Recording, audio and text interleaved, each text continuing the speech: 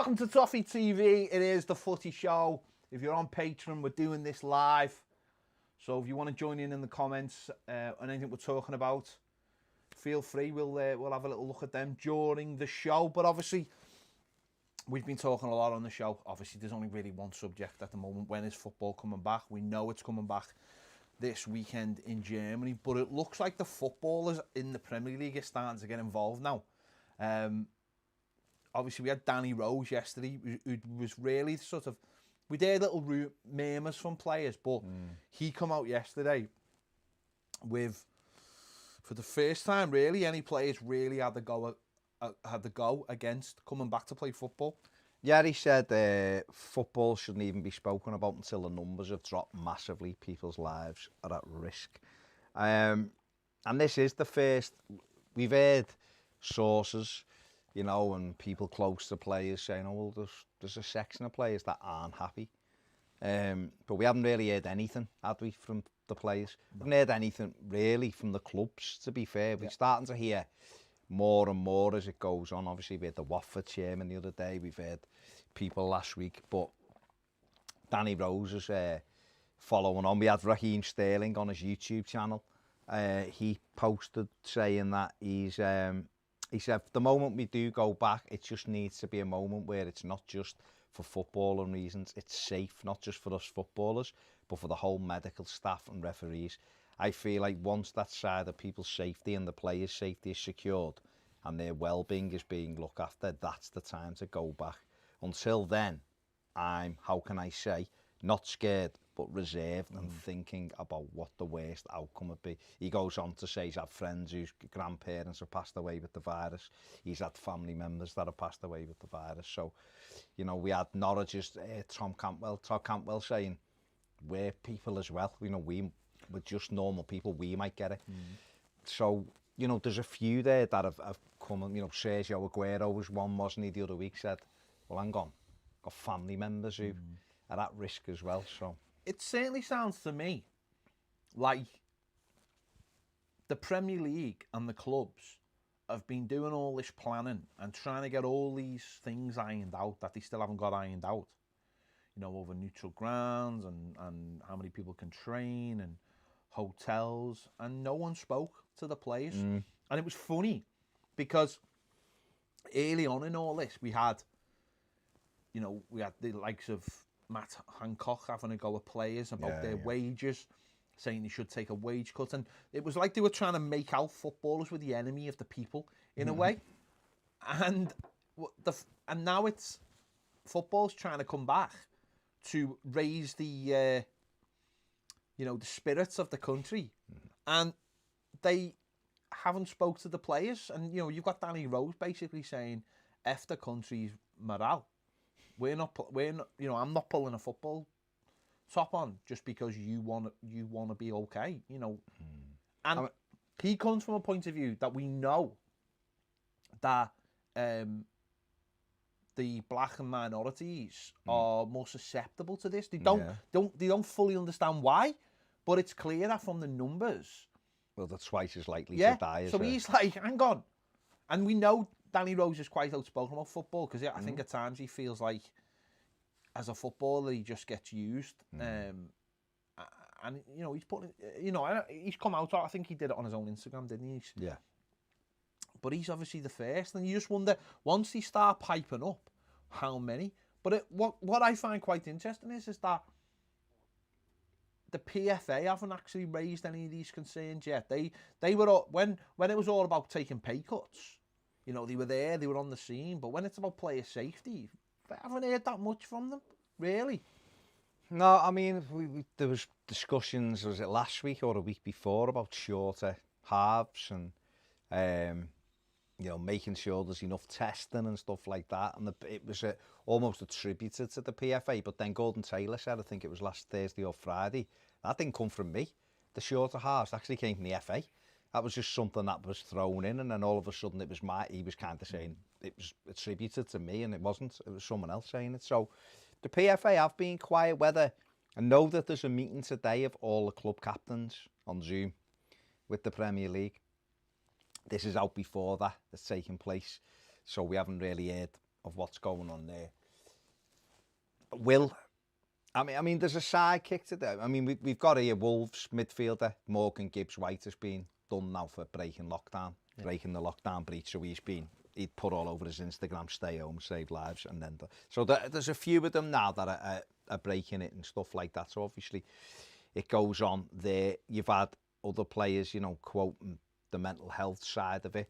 Kyle Walker used that the other day. We broke lockdown because the mental health side of it, which I'd seen people kind of saying, how's he got mental health issues? Doesn't work like that. Yeah. Doesn't work like that. Doesn't matter if he's on 200 grand, 300 grand, 500 grand a week. Doesn't work like that. Yeah, he should be trying to stick to it as much as he can. So we've got a lot of side issues going on as well with the footballers, but this is a real thing. The concerns for them, they're being used almost. I mean, we had Wayne Rooney very early on, or not very early on, but early on talking about, they were just going to use us as guinea pigs and go, yeah, you keep playing until something happens, then we'll look at suspending football. I think this was a couple of weeks after football had been stopped. We all know if Mikel Arteta wouldn't have got it, we'd have all been in grounds that weekend, which would have been catastrophic for the country. Imagine this is when the UK death toll is now past 40,000, which is a lot of it. It's more than Goodison Park. Yeah. So you just think of Goodison being full, that amount of people have passed away from this virus. So we do have to take it, we do have to be very cautious with everything we do. But I suppose the flip side to that, Ped, is that the Premier League as a business will have to have these things in place, won't they? They'll have to have everything, almost a skeleton plan to be able to say then, maybe to the players then, look, this is what we're proposing for you. Because it's a multi-billion-pound industry, 9.2 billion, isn't it, or something, is what they get in TV rights and everything this season. I'm not sure that you can leave it to the last minute and then start trying to put everything back in place. So I understand that these meetings will go ahead. This is an aspect that everybody needs to respect. It sounds like to me, though, that they haven't really been talking to the players, though. So they've been trying to get everything in place to get it up and running. Yeah. And it's like the players are the last people who are going to speak to about it. And I find that it is odd. Very, very strange.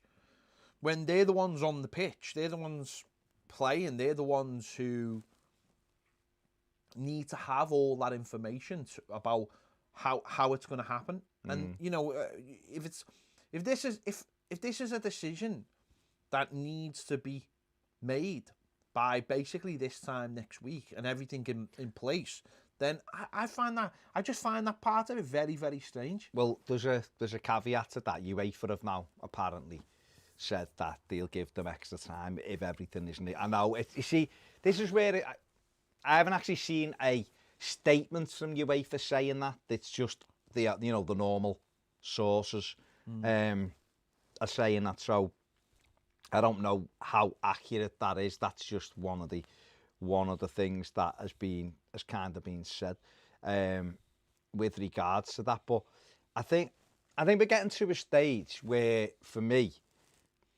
there's got to be a decision made one way or the other.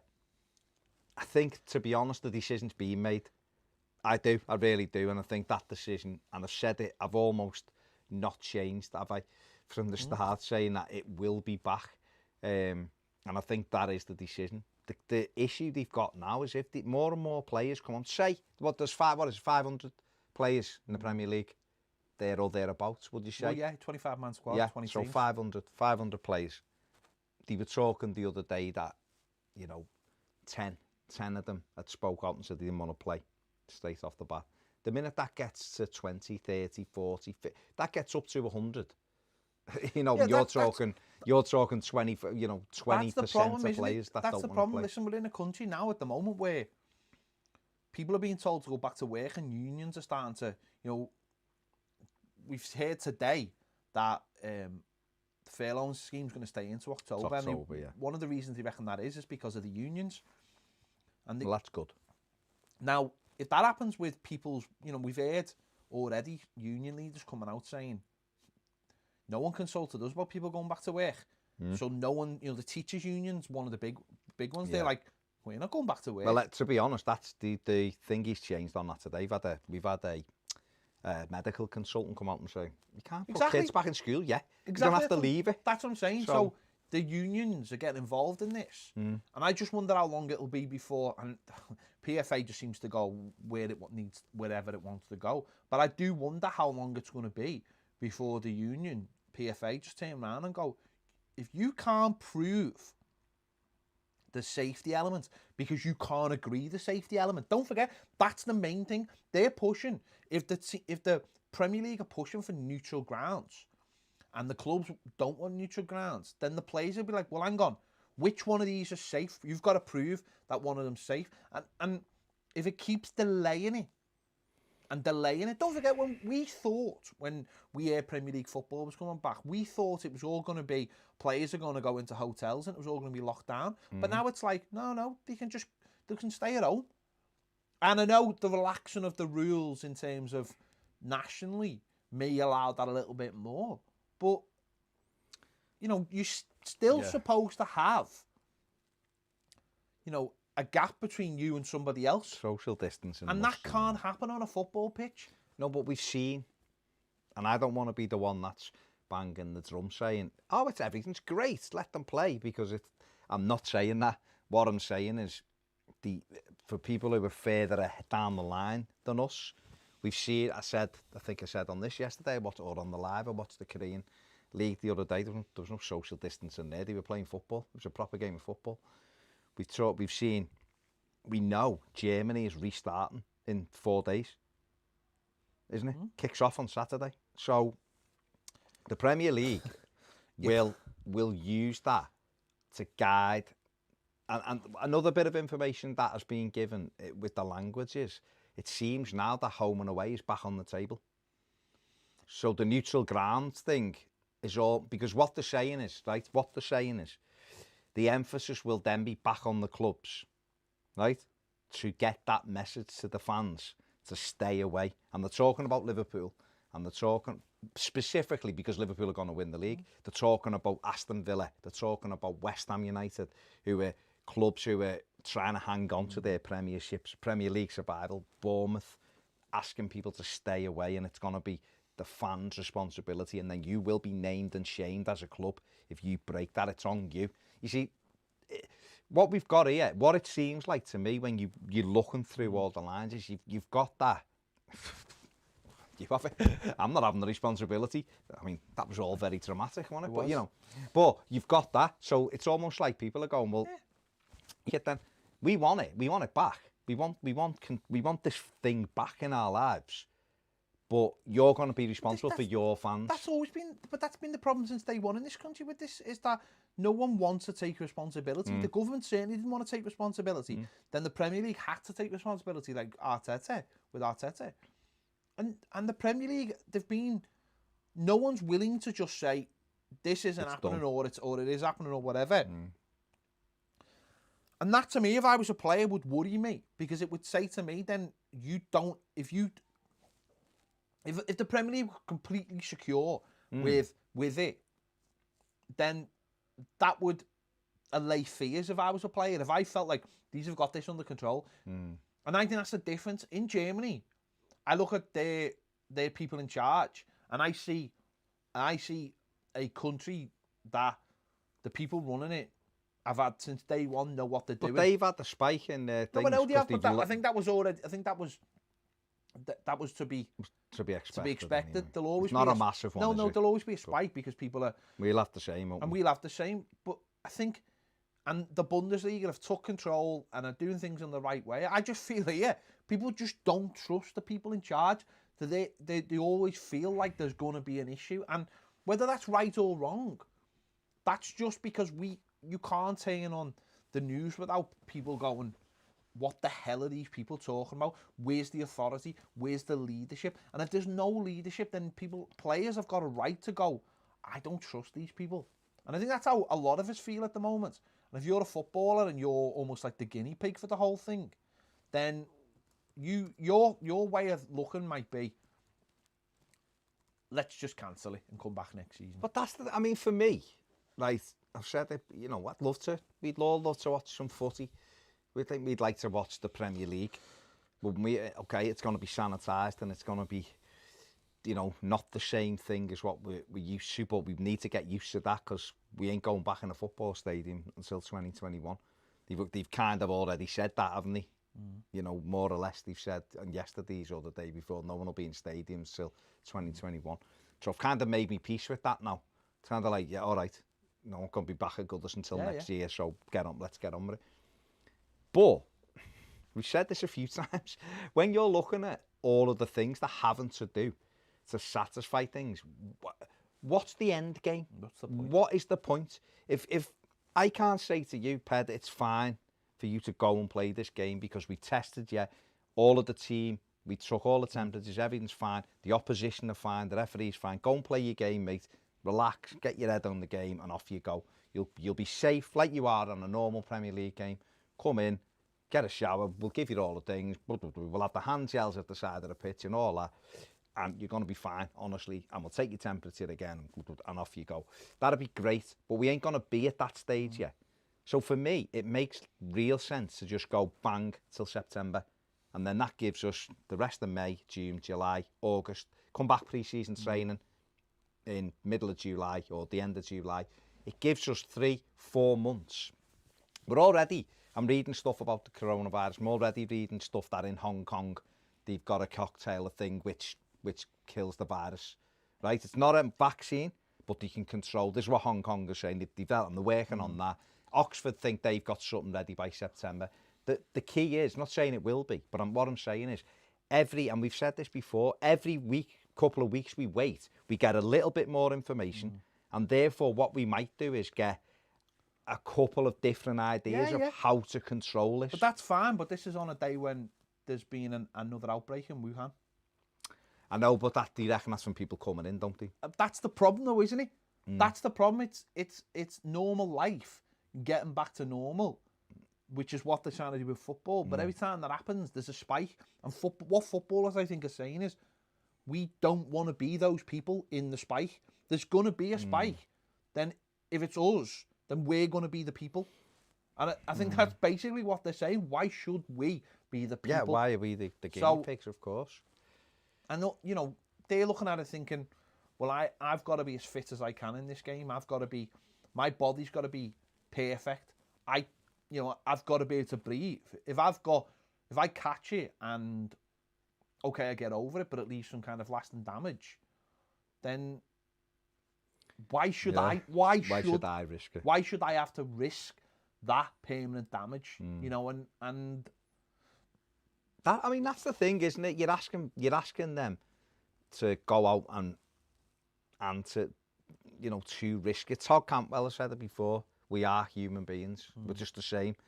All right, we get paid for playing something, but we're human beings, and that's the key thing. And when you're looking through it, I mean, there's another side to this as well, which has just come out, and this is what I find weird. I don't know whether I said this on this show or whether we were just talking about it, but Premier League clubs facing £340 million TV refund, even if the season resumes. Premier League clubs have been told that they could have to pay an estimated £340 million back to domestic and international broadcasters, even if the season resumes behind closed doors. Club officials met on Monday to continue talks on Project Restart, but a curtailment of the season was discussed for the first time, something we were speaking about 8 weeks ago. Premier League clubs are due to earn £9.2 billion from broadcasters for the 2019 to 2022 cycle. Whatever happens, there's going to be a significant loss of revenue for the clubs. That's inevitable. This is Richard Masters. We're able to paint a picture today about what would happen in various situations, playing out the season and not playing out the season, to allow them to have a picture of where we stand. I mean, what you make of that? So regardless, they're taking a hit, aren't they? So therefore, if they're taking the hit, because I've always been on being very selfish looking at it, because I think you have to sometimes from your club's perspective. I looked at it, at first it was like void it, no point, void it. Then there's look at it from a selfish point of view. Everton lose £42 million That 42 million has a real impact. It impacts on financial fair play, which UEFA have still not said whether it's effective or not for this season. So therefore, if that comes into play, Everton ain't buying anybody this summer. Nobody. Because they won't be able to. But if that's the point, if every club comes out and says we won't be able to buy any players because FFP stopping us, not money, FFP, then UEFA aren't going to really can't really. But I'm just saying, from an happen, Everton perspective, for Liverpool lose £115 million, they can't afford that hit. They simply can't, regardless of the money they've earned from winning it or whatever. They can't take that hit because it puts them at level when really they should have been almost 100 million up. They're not going to be. So from our perspective, I've said it before, I can't bear for us not to buy another centre midfield player. So from just a purely footballing thing, removing the trauma and the horrificness of this virus on normal people, talking about football, club, that has a real impact. So I then started thinking, well, all right, if they've got to play these 9 games, they're playing it because they need to get this money, which means that those clubs don't lose it. But now we're still talking about 340 million. So that's what across, do me maths now, across the 20 teams. So 10 million each would be 200 million, wouldn't it? So it's probably £15 million each that they have to pay back. Still a lot of money in FFP, 15 million quid. It's a player. If FFP's, again, it's all, they're not going to decide that till it's all done, are they? No, but a lot of clubs losing 15 million I know, quid. but Burnley. I think. But where do you stand from the broadcaster's point of view? Because for me, from the Premier League perspective on that one, I'd be like, you're still getting what you've paid for. Okay, the fans aren't allowed in, but the fans aren't allowed in because we've got a pandemic. It's not because we've decided. God, isn't it? Do it. It's an act of God, isn't it? Yeah, there's not much you can do, is there? No, there's nothing you can do. I don't know whether that's real or not. I just think that at the moment, there's a lot. I think everybody's playing. Everyone's just throwing all the mud and see what sticks. Yeah. And big game of poker. Well, that's all it is, isn't it? You know, people. So you're creating your own headlines, aren't you, in newspapers and stuff or whatever. If you can sensationalise it all, you're trying to get the we must have football back versus no, we shouldn't have any, and you're playing them off against each other. And you create, as I said, you create your own headlines every single day by doing this kind of thing. People are starved of information because the information is sketchy at best at the moment. So we all just want something concrete, don't we? We've had a comment from Steve Kelly. He says, all right, lads, just something I said a few weeks ago. Do you think the public and players would feel more comfortable playing in July rather than June? If we can move the World Cup, can we change the fixture list to get it played? And that's something I suppose is that's the problem, isn't it? It's the fact that we're so rigid in where we are at the moment. And I know, I mentioned something about possibly pushing next season back just a little bit because of the World Cup. But is June for us, this country, just too soon? Could we do with that extra month just to get a bit more public confidence? And then has that Euros next summer given us just too much of a brick wall? Or could we just play round that? Or is there too much importance to play up to it and then go away and then come back and go, well, we're having the final month, and then just, I don't see any way that we can play it the season late and play into the Euro. They're not going to scrap the Euros. No. So they've moved it once. They're already having to move. They're already talking about the Champions League and the Europa League being completed in August, which for me, I mean, we've got a situation where I think it's Hancock has come out and said summer holidays are basically gone. Yeah. You're not going abroad this year. So that's people flying in and out of places. But yet you're talking about having a major competition where clubs are going to have to fly here, there and everywhere. So what, they're going to quarantine themselves? So it's for me, it seems berserk, but UEFA want that because that's the cash cow. They've already moved the UEFA thing, and they've said it's being played then.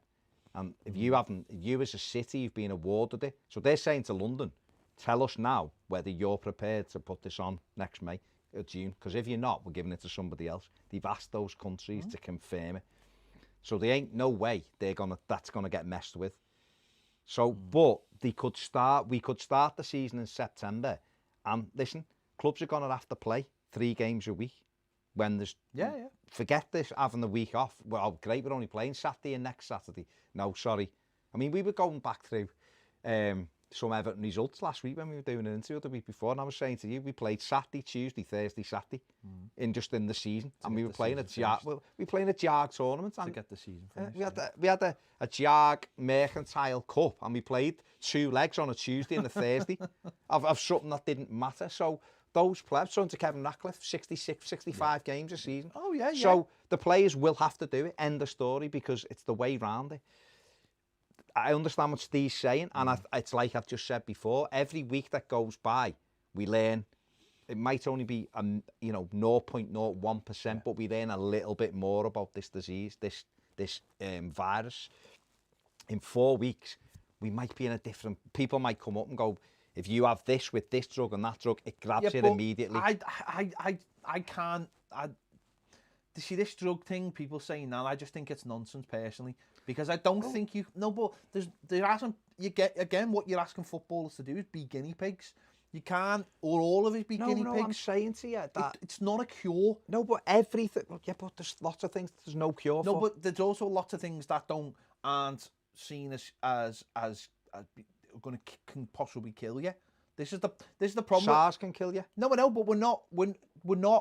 MERS can kill you. No, I know, but they're just different forms of this.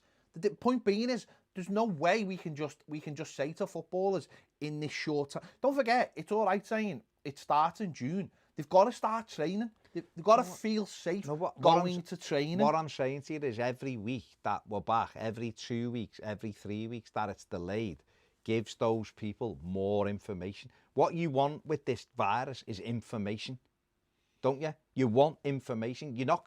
If we're just talking about we can only go back when there's a vaccine, then you may as well write Footy off for 18 months, because you're not going to know. Yeah, we might have it by Christmas, brilliant. But then again, we might not. You can't live in it. No, I know, but you're talking about cocktails of drugs. Who's to say that, though, only certain people can take those drugs? Because no, I know, but that's the point, isn't it? It's these people want to feel safe. Everyone wants to feel safe. Is anybody going to feel safe? With what? With going back in 4 weeks. No. Quite clearly not. German players feel safe. Why do they feel safe? They probably don't. Theirs is just as bad as us. Well, no, it's not just as bad as us. But that's the point. Theirs is bad, they've socially got it under control. So their players feel that the environment is safe. It's clear that some of our players do not feel like it's safe.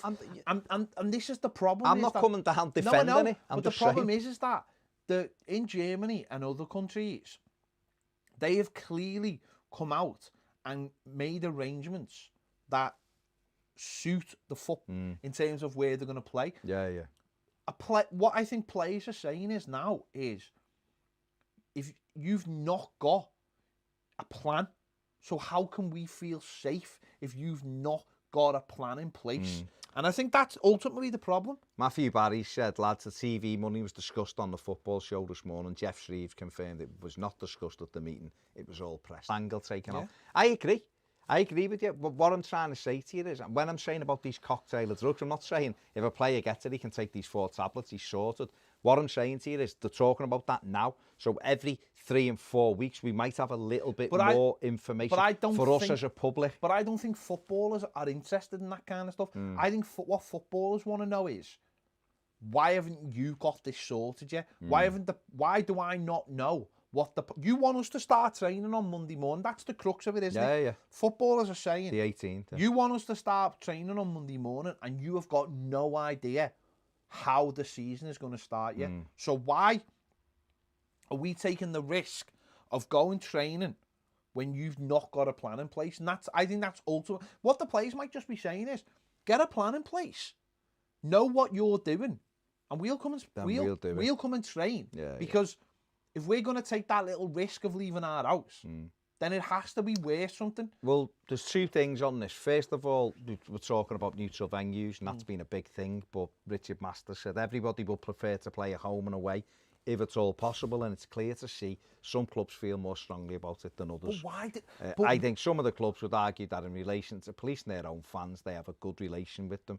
they'd encourage their own fans not to turn up when playing behind closed doors. They're in a better position to control that rather than asking a different authority to control it. Right. That's nonsense. And I tell you why it's nonsense.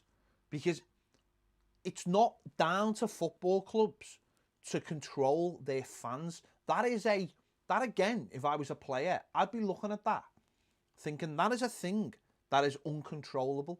Football clubs can put out as many messages as they want to fans and say, don't turn up at football grounds, right? But if football fans decide who's to stop a load of Man United fans turning up at Anfield? Who's to stop a load of Man City fans? I'm not saying they would. I'm just saying, why would a message from Liverpool or from Everton stop? Be the ultimate but I guarantee. Suppose they're saying that those fans could turn up anyway. No, I know they could. But the point being is that, again, you're asking for control and you're not actually getting control. What you're doing is you're just putting the ball in someone else's court. But I think that, listen, in Germany, that's what they're doing. They're all playing home and away, so they can do it. I guess the Premier League teams are going, well, hang on, they can do it. Why though? Well, I don't know, mate. No, but what I'm saying is though, why do football clubs want to play at home and away? Because they want familiarity, and they're not going to get normality. But that's what they're saying. So there's no control. And on the back of that, we've got Wolves who've installed a drive-through coronavirus testing station for their players at the training ground. Manager Nuno Espirito Santo and his players returned to Compton last week for individual training sessions, so they're already going back in. So the tests are going to takes less than a minute to take that test. So that'll be the first thing. There's going to be tests there. But one of the things of it, the training grounds are being open. Players must arrive at training grounds in kit and wear masks at all times. They must not shower or eat on the premises. If clubs want to provide the players with food, it must be delivered as takeaway to players' cars. Only essential medical treatment will be allowed, with all medical staff in full PPE, and all meetings and reviews must take place virtually and off-site. German Bundesliga is the first league in Europe to return on Saturday. There you go. What I find baffling is that you want players to play, but you're not giving them actual guidance. And I think that is the ultimate in it. If there was a plan in place right now, and step one was you start training on Monday because we know what step 2, 3, 4, 5 and 6 are or whatever, and that's fine. But I can't understand how they feel it's acceptable to ask players to take that first step, and step 2 is not even on the table yet. But it might be, mightn't it? For all we know. But it's not though, is it? I don't know. Because step 2 step 2 to me is fixtures, locations, games of football. That's step 2. Yeah, but you said yesterday you wanted. No, I know mystery grounds. That's fine. But the point being is that there isn't mystery grounds because they can't argue. They're still arguing over venues because teams don't want to get relegated. It's whether you feel it's right or it's wrong. Relegation won't happen. It's the relegation. Will definitely happen. Football clubs are looking selfishly, and I understand why they're looking selfishly. Something's got to give, and I don't know what it is. That's that, and I think as a footballer, you'd be like, we're the guinea pigs in all this. Yeah. And that's the top and bottom of it. No, it is. They are. But then again, low paid workers will say they're the guinea pigs. But if you worked in a factory, right, you would want your union, and this is what I think is going to happen, or you were a teacher, right? You're a teacher, and you were told to go back tomorrow to work. You'd want to know exactly what your working conditions are.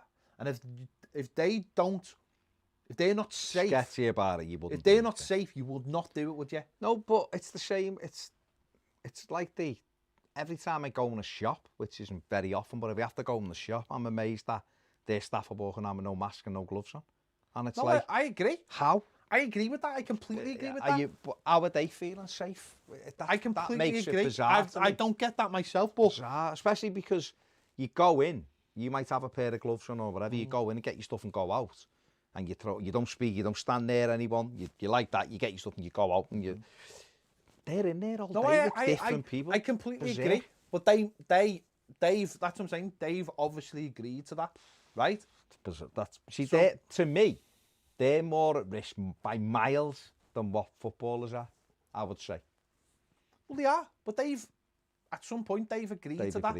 And that's... So just to summarise as we finish, are you saying that you'd want, as a player, to be, Paddy, return on Monday for training, our games begin on June the 12th, and we're playing Liverpool at Goodison Park, blah, the police will be there, we getting tested, temperatures, blah, blah, blah, all that's in place. So you know in your head, right, so I've got 3 weeks training, then we kick off against Liverpool at home, and I'll be getting tested twice a week, temperature. So do you think that would make them feel a little bit, or do you think, there's always still going to be the...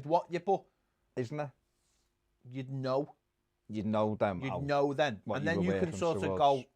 Yes or no. Yes or no. And if enough say no, then you get the union involved. And then you... Whereas I just feel at the moment that it's like, you're back on work on Monday. What's next? No idea. And that to me... We don't know if it's that to me is not the way of doing things. So let us know your thoughts in the comments as well. Do you think it's safe that for the Premier League to come back? Do you think players are right to not want to be the guinea pigs in all this? Or do you think they should just get on with it for our entertainment? Throw some lions in, make it like Rome in the old days. Let us know your thoughts in the comments. Listen, it's changed. It feels like it's changing every day, but it doesn't seem like it actually is changing every day. We're getting more information, but no one seems ready to make a decision.